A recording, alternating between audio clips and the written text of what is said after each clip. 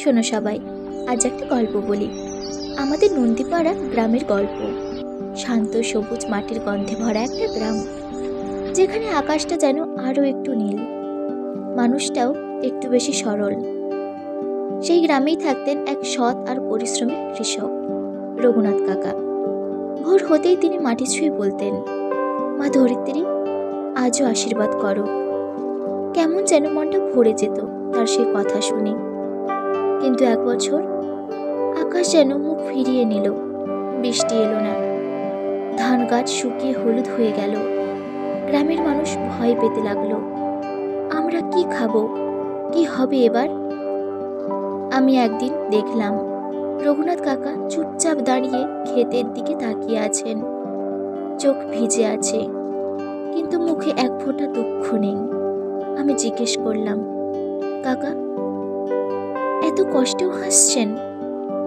তিনি হেসে বললেন, গৌরী, পরীক্ষা যখন আসে তখন তো মানুষ নিজের শক্তি চিনতে শেখে।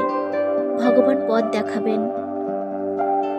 তারপর দেখলাম তিনি একা একা নালা কাটছেন, পুকুর থেকে জল এনে গাছ বাঁচানোর চেষ্টা করছেন।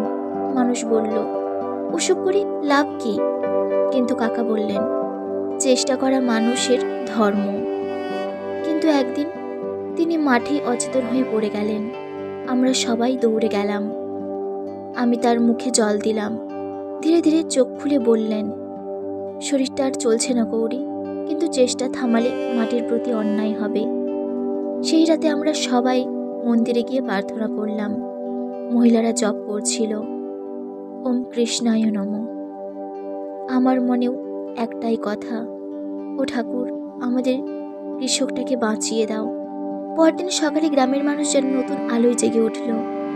বৃদ্ধ মধুসূদন কাকা এসে বললেন, রঘুনাথ, তোমার পরিশ্রম দেখে লজ্জা লাগছে। আজ থেকে আমরা তোমার সাথে কাজ করব। একজন একজন করে গ্রামের সব যুবক পুরুষ এগিয়ে এলো। কাকা, আপনি একা নন, আমরা আছি। তখন যা হলো সেটা যেন প্রকৃতির উৎসব। সবাই মিলে খেতে সেচ দিল, আগাছা পরিষ্কার করলো, শুকিয়ে যাওয়া চারা বাঁচানোর চেষ্টা করলো। সেদিন মনে হলো মানুষ এক হলে অসম্ভব ও সম্ভব। 2 সপ্তাহ কেটে গেল। এক বিকেলে হঠাৎ আকাশে কালো মেঘ জমল, বাতাসে ধানের গন্ধ। আমার বুক ধুকপুক করতে লাগলো।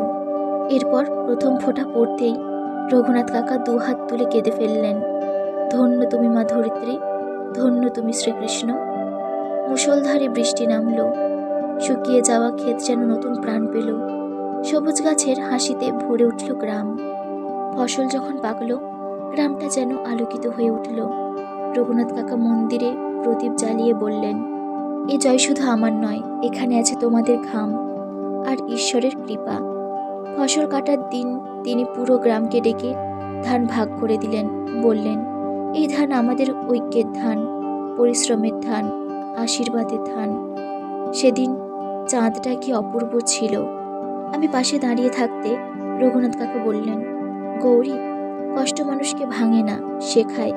বিশ্বাস আর চেষ্টা, এই দুটো থাকলে কোনো ঝড়ই মানুষকে হারাতে পারে না।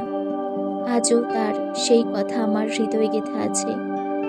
এই তো ছিল আমাদের গ্রামের কৃষকের গল্প, পরিশ্রম, বিশ্বাস আর মানুষের একতার গল্প।